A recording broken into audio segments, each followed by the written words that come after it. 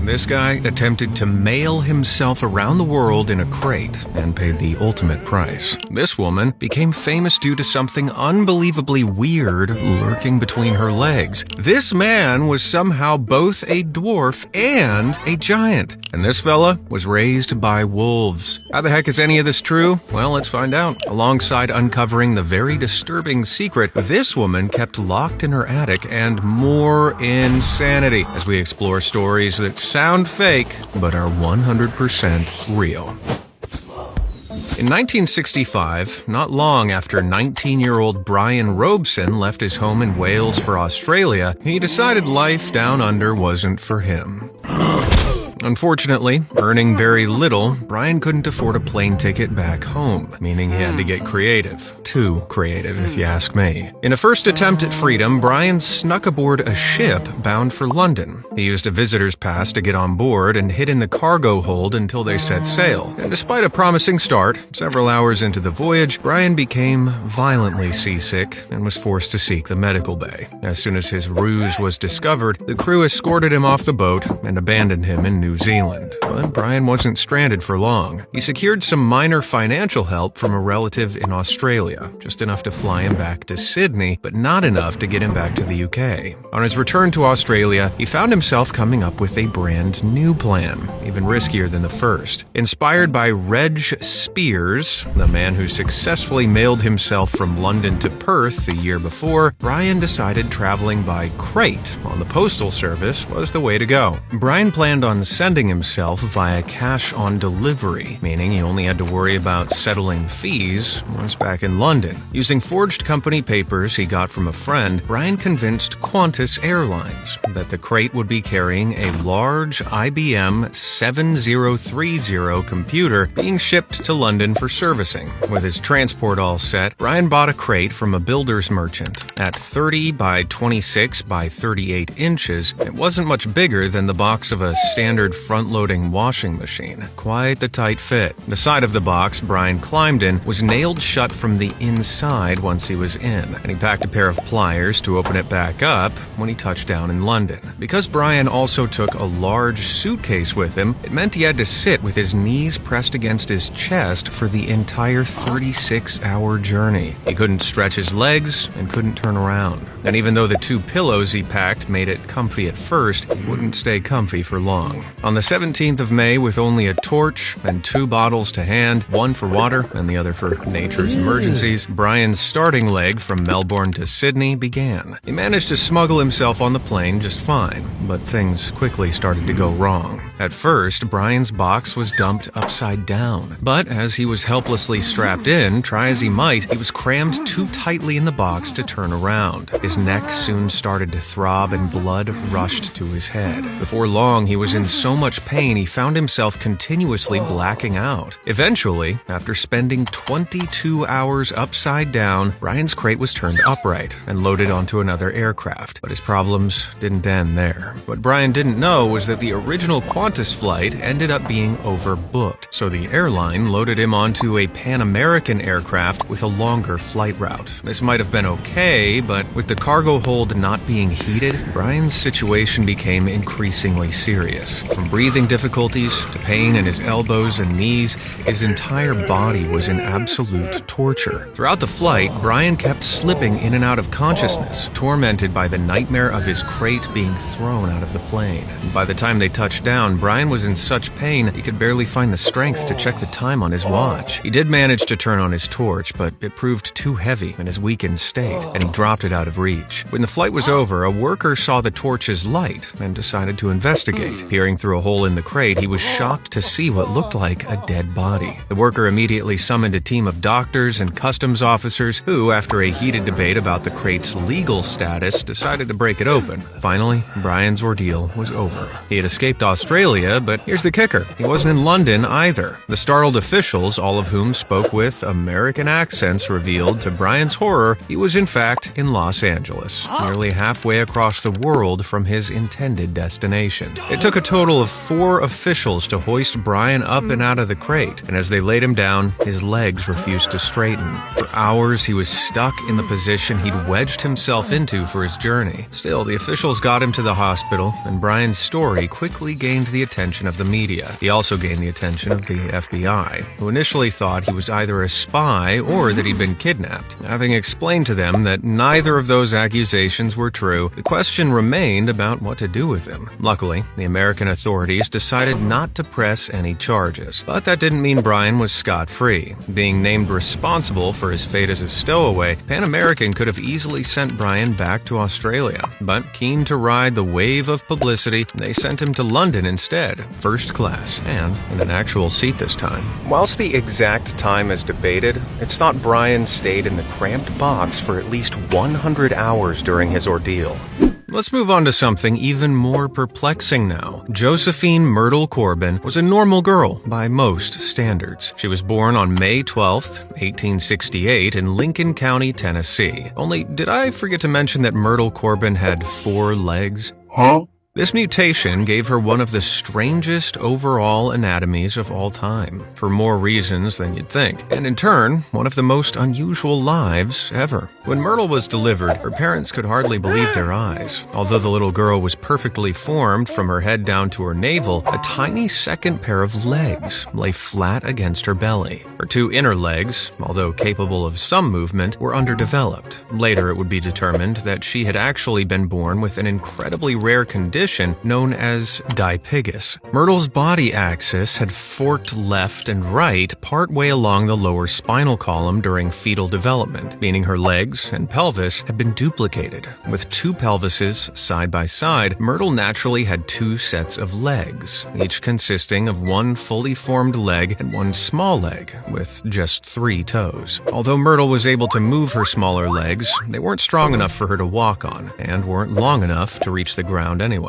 Meanwhile, one of her larger legs had a clubbed foot, so ironically, the so-called 4-legged girl only really had 1 fully functioning leg to speak of. As she grew up, it became apparent that she also had some pretty crazy stuff going on downstairs too, but we'll get to that in a moment. Myrtle's condition may have made her a strange outlier in her small hometown, but little did she know, the very thing that might have held her back could also make her a star. From the moment Myrtle turned just 5 weeks old, her father decided to market her as a walking, talking moneymaker for the family. After showing off his 4-legged daughter to curious neighbors and charging them a dime each, Mr. Corbin started placing ads in local newspapers to attract people from far and wide. Over the next decade or so, William Corbin would take his little girl all over the country, where she was exhibited at fairs, sideshows, and so-called dime museums. When Myrtle turned 13 in 1881, the newspaper ads Myrtle's father had posted attracted famous circus owner P.T. Barnum, and she was promptly signed for the Barnum and Bailey Tour's sideshow circuit under the moniker the 4-legged girl from Texas. One of Myrtle's very first promotional pamphlets described her as being as gentle of disposition as the summer sunshine and as happy as the day is long. When Myrtle first took to the stage, nothing gave away her unusual condition, apart from her particularly wide hips and clubbed foot. But when Myrtle lifted her gown to reveal what lay beneath, the whole audience was left speechless. Myrtle continued to work for P.T. Barnum for 4 years, and people were so keen to catch a glimpse that Myrtle was able to secure herself an unusually high contract of up to $250 a week. By the time she turned 18, Myrtle had raked in enough dough to be able to retire from the spotlight for the time being. Myrtle's younger sister had married a man named Hiram Locke Bicknell in November 1884, and Hiram's younger brother Clinton became interested in Myrtle. The pair married the following year. Myrtle's marriage brought an early end to her sideshow career, much to the chagrin of circus owners up and down the country. In the years that followed, despite some initial complications, Myrtle amazingly became the mother of 5 healthy children. Thanks to a rare deformity, she had 2 uteruses and ultimately carried 3 pregnancies on the right side and 2 on the left. Myrtle also had 2 distinct sets of fully functioning bowels. Each part worked totally entirely independently from each other, so hypothetically speaking, Myrtle could suffer a bout of diarrhea on one side while simultaneously battling constipation on the other, which sounds far from ideal. Besides her continuing presence in medical literature in the United States and around the world, Myrtle maintained a quiet existence with her husband and children. But when her children reached adulthood and funds started running low, Myrtle's showbiz career experienced a fleeting revival around 1909. She dusted off her best dresses and began exhibiting herself at Huber's Museum in New York at the age of 41 under the new moniker The Four-Legged Girl from Cleburne. Though it had been more than 20 years since she'd set foot on the stage, within no time, she was making $450 a week, which was a killing back in the day. As the years drew by, Myrtle began to retire from show business. Then, in 1928, 1 week shy of turning 60, she sadly passed away from an infection. Four-legged folks living as long as Myrtle are basically non-existent in recent history. But if any modern four-legged folks are watching, like the lady in the Photoshop my designer has so kindly crafted here, drop a comment below and we may feature you in the next episode. But on that multi-limbed topic, is the highest number of toes ever recorded on a person more or less than 16? Well, to find out, you'll have to buy our game Nuh-uh. Only joking. The record's held by Akshat Saxena with 20 toes total. 10 on each foot. If you found that interesting, you'll love our trivia game. It's full of all of our most interesting facts. Click the link in the description or on screen now to order your copy today. Now let's explore another absolutely mind-blowing medical anomaly of humankind.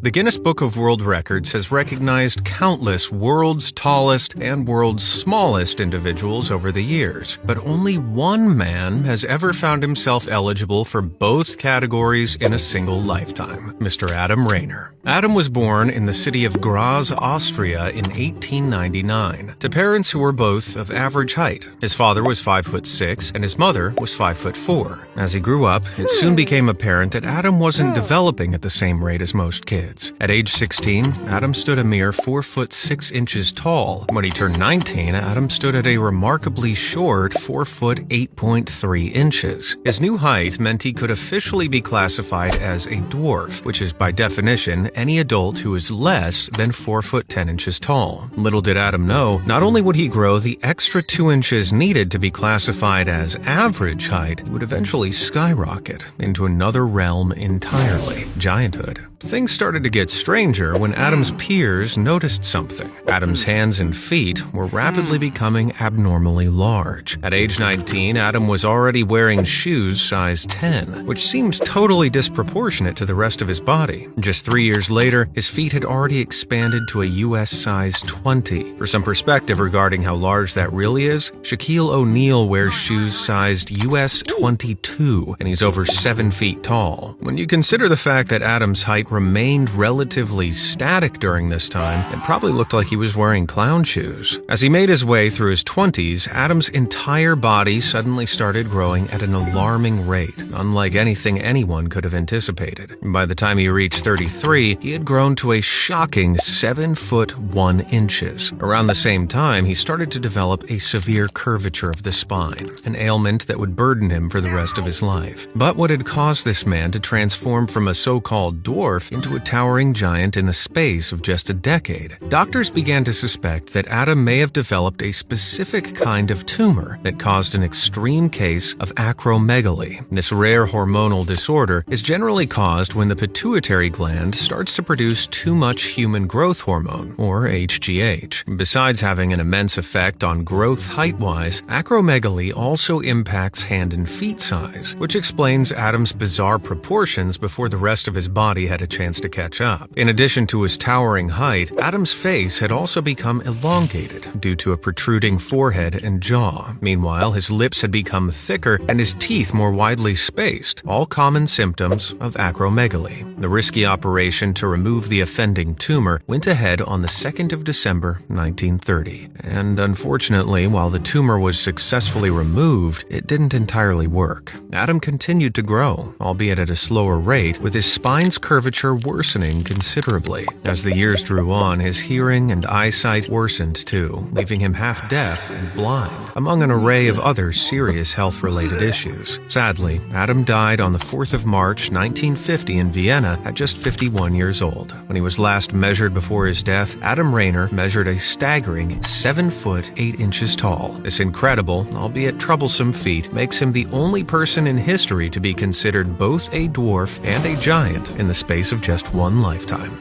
Let's move on to something truly wild now. You might have heard of cats growing up among dogs, taking on some canine behaviors.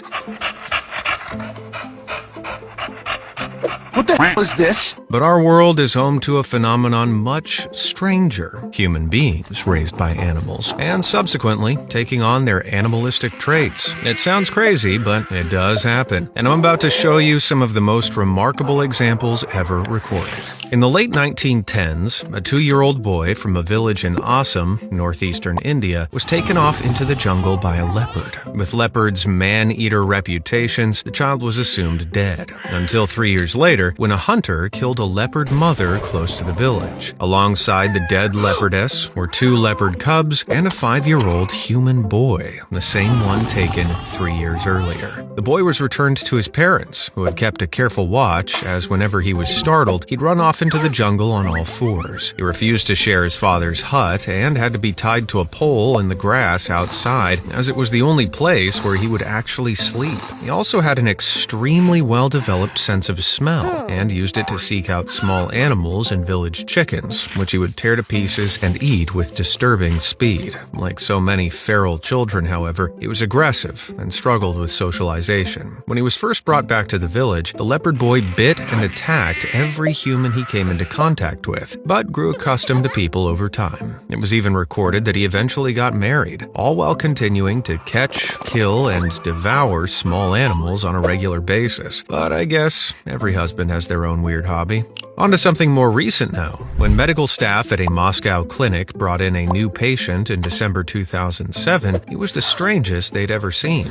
The boy, no older than 10, had been found living among a pack of wolves in the forests of Russia's Kaluga region. His toenails were extremely long, he was filthy, and proved an awful guest. He would snarl and bite at staff with reportedly sharp teeth. Though the boy appeared intelligent, he couldn't speak, suggesting he'd lived among the wolves since early childhood. Unfortunately, that's about all the information we're about to gain, because running on all fours, he escaped days later and was never recaptured. But he wasn't the first feral child allegedly raised by wolves. Other cases popped up on local records in India during the 19th century, although one particular instance from the mid-20th century in Spain is arguably the most fascinating of all. In 1954, at the age of 7, Marcos Rodriguez Pantojas' father sold him to a goat herd in Spain's Sierra Morena mountain ranges to serve as essentially a slave. After his master died, however, Marcos was able to survive in the wilderness, learning what to eat by watching animals. For instance, Marcos would let wild boar snuff out root vegetables under the soil and steal them before they had a chance to tuck in.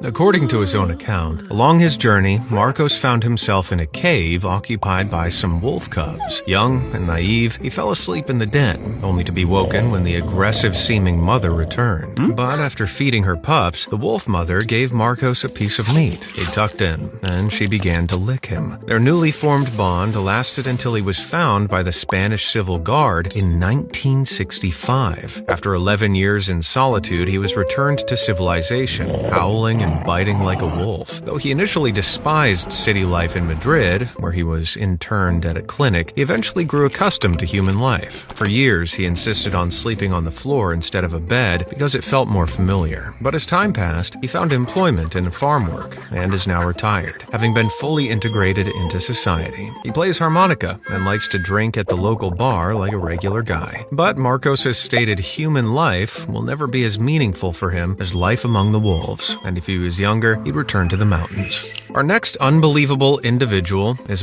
Oksana Malaya, who was born in 1983 in the Russian village of Nova Blagoveshchenka to severely alcoholic parents. Neglected almost entirely, as a 3-year-old child, Oksana was locked out of the family home and had no choice but to seek shelter in an old dog kennel near the house. For 5 years, Oksana lived among the dogs, sharing scraps, only returning into the family home on the rare instance the opportunity arose. When her situation was finally uncovered by the authorities, the dogs put up a fight as carers took her away, clearly seeing her as part of the pack. Oksana was transferred to a foster home for mentally handicapped children, where they began to study the impact of the previous 5 years. Oksana behaved exactly like a dog in every regard, from movement to eating and grooming habits. Amazingly, after years of specialized therapy and education, she was able to speak fluently and intelligently. While her intellectual level would still be considered handicapped, she now makes a living milking cows and even occasionally appears in Ukrainian TV interviews. But cases of feral children get much stranger, as you're about to see. In the late 1950s, in the Indian village of Baragdava, a mother watched in horror as her 1-year-old son fell into the river Quano and was swept away. But in 1973, a local priest walking alongside the river on the outskirts of the village spotted a young boy covered from head to toe in the river's filth, catching fish and eating it raw. More people soon began reporting sightings of the strange child, including the mother who'd lost her boy years ago. Upon seeing him asleep on the riverbank, she allegedly noted a birthmark identical to the one her son had. But whether it was her son or not, the amphibian boy was captured and brought back to the village. His skin was calloused, with a notable green hue, possibly from the various algae of the river. He couldn't walk particularly well and appeared to be deaf, but he fled before more details could be confirmed. He spent the final years of his life as a local oddity, with locals leaving food on the riverbank for him. But one day, sadly, he was found washed up on the banks, having passed away. For over a decade, this image has circled the internet, claiming to be the only surviving image of the amphibious child. While it's uncertain whether this deformed child really is the frog boy of Baragdava, the image certainly fits the tale.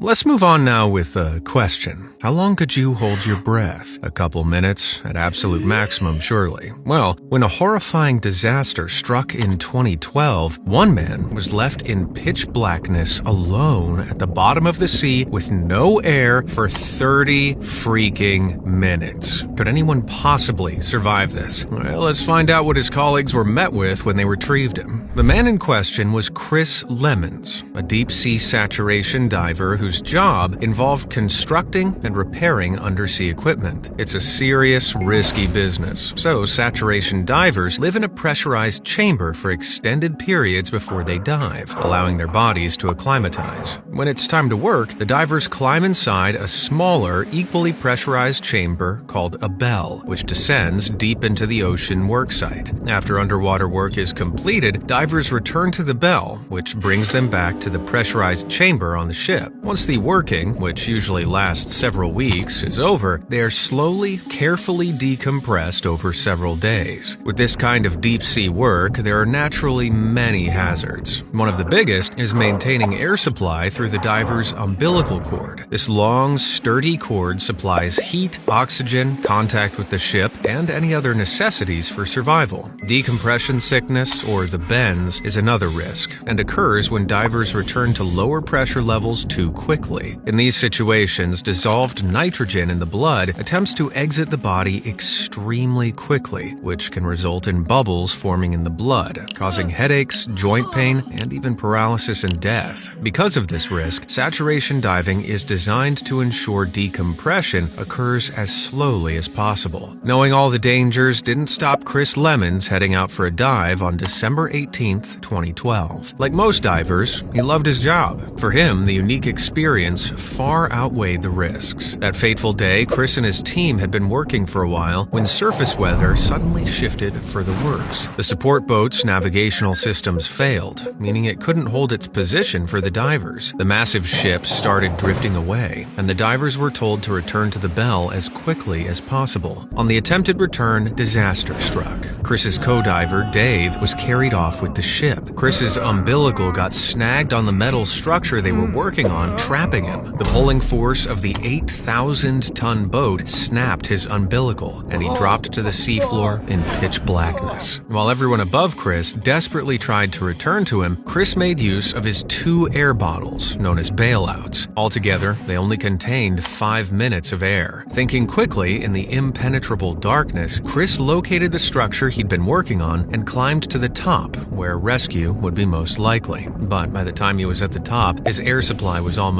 gone. Chris had no choice but to lay there and await rescue, 300 feet underwater, breathing becoming harder by the second. Moments later, he lost consciousness. Up at the surface, after frantically restarting the boat's computers, the navigational system came back online, allowing the boat to return to Chris. 30 minutes later, Chris's co-diver hastily dragged Chris back to the bell, where another colleague set to work on reviving Chris with CPR. Given that oxygen is vital for brain function and bodily processes in general, the average person can only live a few minutes without it. Yet, a half an hour after Chris ran out of oxygen, by some miracle, he reanimated with a deep breath. When a medic on the ship finally tended to Chris, he was shocked to find that despite being exhausted and cold, he was fine. He'd suffered no brain damage nor any other issues associated with lack of oxygen. But how is this possible?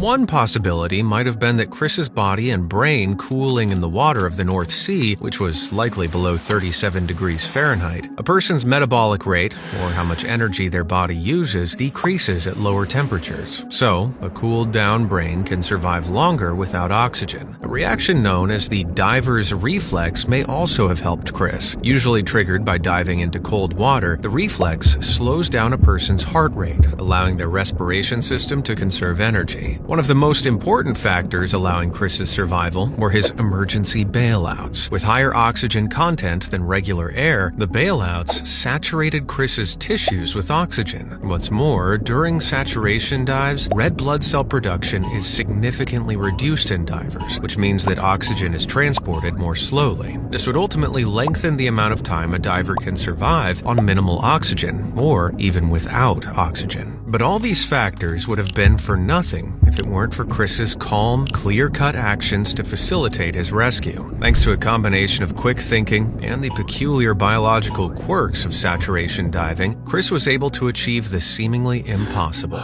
securing him a place as a living, still breathing miracle.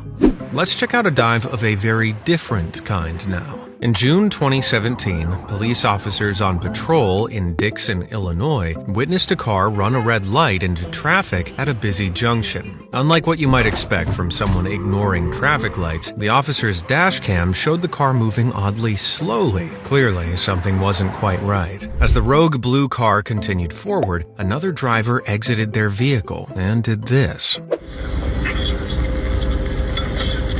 As the baffled policeman got out to investigate, all became clear. It turned out the driver of the blue car had been having a seizure, leaving them unable to control their car. By chance, a driver coming the other way by the name of Randy Tompkins noticed the medical emergency taking place and immediately hopped into hero mode. Leaping through the window, he slammed on the handbrake and ensured the driver didn't hurt himself or anyone else. Randy learned what to do in a situation like this after being involved in a remarkably similar scenario years earlier. An elderly lady having a seizure collided with his car when he was just 16, and he was frustrated that he couldn't spot the signs to avoid crashing or help her. Since that day, he took it upon himself to ensure he was always prepared if he ever encountered a similar scenario. While the chances of something similar happening to him were remarkably slim, his preparation ultimately paid off when his moment did arrive. It's like a superhero origin story, albeit a superhero with a very specific set of powers. Sticking with the theme of unbelievable heroism, in 2018, a 22-year-old Malian migrant living in Paris named Mahmoud Gassama risked his life to save a child's without a second's hesitation. The 4-year-old had been left home alone while his father went shopping, during which time the toddler found his way onto the balcony, ended up climbing over the protective railing, and was left clinging on for dear life. This is where Mahmoud came in. Spotting the dangling child, he immediately began to scale the building, and his ascent was captured by a bystander.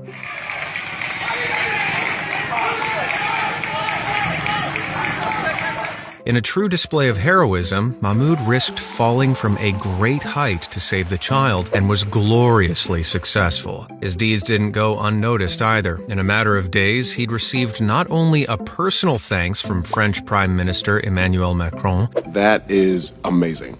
And you, my friend, are a true hero. But also a full French citizenship. On top of that, he was offered a job in the Paris Fire Brigade, which he gladly accepted. Now let's move on to something far less heartwarming. Dolly Oesterreich was a Milwaukee housewife with unmistakable charm, an insatiable appetite, and a very disturbing secret hidden in her attic. Dolly was born in the 1880s and grew up a German immigrant on a poor Midwestern farm. In her early 20s, she married her first husband, Fred Oesterreich, a hard-living, wealthy factory owner. Fred worked long, tiresome hours, and when he was home, he'd hit the bottle. Meanwhile, Dolly had needs, and her husband was usually far too drunk or busy to meet them. In 1913, when Dolly was 33, she phoned Fred to tell him that her sewing machine had stopped working. Fred promised to send a repairman over that same afternoon. Enter Otto Sanhuber, who worked as a repairman at Fred's factory. When Otto arrived at the Oesterreich household, Dolly greeted him wearing nothing but a silk nightgown, stockings, and a spritz of her best perfume. Oh my God! Wow! I'm sure you can guess what happened next. The two began a lurid affair behind Fred's back, but neighbors soon picked up on their increasingly frequent trysts. Dolly decided to throw people off the scent with an absolutely crazy idea. Otto should quit his job at the factory and move into the Oesterreich's attic. Otto was so love-struck that he agreed to sacrifice all interaction with the outside world just to steal some valuable moments with Dolly while her husband was out at work. Dolly put a padlock on the attic and kept the key to herself, telling Fred she wanted a safe place to store her furs. Otto spent his days concocting bathtub gin and making love to Dolly, and his nights by candlelight, writing pulp fiction stories of adventure and lust he hoped to have published someday. He was fed scraps from the kitchen brought up by Dolly, and earned his keep by carrying out household chores. Dolly and Otto's arrangement continued this way for 5 years, during which time Fred heard inexplicable noises and lost a few personal items, but ultimately never suspected a thing. Until, in 1918, Fred told Dolly that they were moving to Los Angeles. Dolly agreed on one condition: the new house needed an attic. When move day came, Dolly sent Otto Sanhuber ahead of them. By the time the Oesterreichs arrived, now 22-year-old Otto had already set up home in the new loft space. In case you're wondering how cramped it was, here's another later tenant, Mrs. Nels Burgo, giving a little tour of Otto's private nest. In LA, Fred and Dolly's relationship started to deteriorate as Fred's drinking worsened. On the evening of August 22nd, 1922, a violent row broke out between the couple. Overhearing the argument and fearing for Dolly's life, Otto rushed downstairs brandishing two .22 caliber pistols. Fred, baffled to find himself staring down the barrel of a gun wielded by his ex-colleague, quickly flew into a rage. The ensuing struggle wasn't pretty, and by the end of it, Fred was no more. The illicit lovers had to think fast, so they hatched yet another scheme to cover their tracks. Otto grabbed Fred's diamond-studded watch and locked Dolly in the closet. Then, once Otto had climbed back into his attic hideaway, Dolly began screaming until one of the neighbors arrived and called the cops. Although the police had their suspicions about the scene, they had no reason to doubt Dolly's story. She'd been robbed by a man who made short work of her husband and made off with his diamond watch. Fast forward a few months, and having inherited Fred's fortune, Dolly bought herself a brand new house. And although they finally had the opportunity to bring their relationship out into the open, for reasons that remain a mystery to this day, Otto once again stowed himself away in the attic. Meanwhile, Dolly wasn't satisfied with just one man in her life and began a new relationship with her estate attorney, Herman S. Shapiro. After a series of further trysts where Dolly gradually slipped up and spilled the beans about her crimes, the law caught up with her. Despite her and Otto getting away with it for a couple of decades and ultimately parting ways, eventually they were both tracked down. However, due to evidence-based complications, hung juries, and the statute of limitations, the pair ultimately, unbelievably, walked free and never served sentences. What? What the? Let's let's move on to an unbelievable tale involving some slightly more virtuous folks now. Throughout the 1950s at the Westside Baptist Church in Beatrice, Nebraska, choir practice on Wednesdays always kicked off strictly at 7:20 p.m. This was no different on the 1st of March, 1950, when Reverend Walter Klemple arrived in the afternoon to prepare the church. He lit the furnace, seeing as the evenings were chilly that time of year, and returned home for dinner. At 7:10 p.m., just as he was about to leave for choir practice with his family, they were held up when his daughter spilled food on her dress. As she got changed, a frustrated Reverend Walter watched as 7:20 came and went, and they became officially late. Little did he know that his daughter's delay would end up saving their lives. At 7:25, a boom echoed across the town as the Westside Baptist Church suddenly exploded. Its walls fell outward, and the heavy wooden roof crashed to the ground. People across town rushed to the scene, including Reverend Walter. By the time he arrived, the fire brigade had already tamed the flames and searched the rubble for bodies. That's when one lucky coincidence took on a whole new level of strange. According to the firemen, the explosion was caused by a gas leak near the furnace, meaning the church could easily have blown up when Reverend Walter was there in the afternoon. But that's not all. At the time of the explosion, the church had been empty, which was highly peculiar, seeing as choir practice should have already been in session. Where were the other choir members? Had the firemen missed them in their search? Well, as it turned out, every one of the 15 members ended up being late, and all for completely different reasons. Car trouble delayed 2 women, while others paused to complete homework, finish a letter, and hear the end of their favorite radio show. The church pianist took a nap after dinner, completely overslept, and her mother, the choir director, couldn't leave without her. Seeing as there were no cell phones in the 1950s to shoot each other a text, there was no way for any of them to know others were also having trouble. But thanks to what you might call a genuine miracle, each member of the choir survived completely unscathed. And I'll bet that gave them something to sing about.